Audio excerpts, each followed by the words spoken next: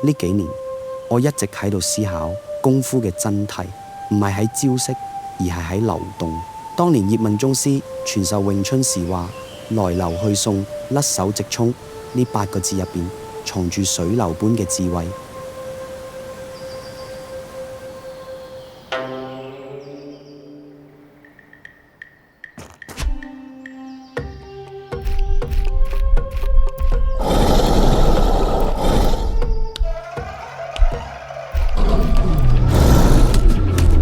雙截棍唔係武器，係手嘅延伸。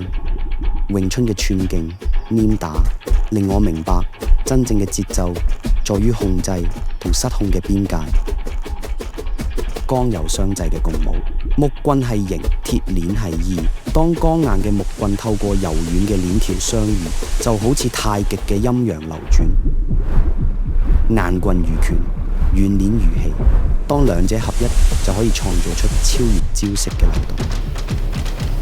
傳統唔係枷鎖，係令我哋飛得更高嘅風，將詠春嘅哲學融入雙截棍。呢個唔係創新，係回歸到功夫最純粹嘅狀態，如水般適應，如鏡般映照。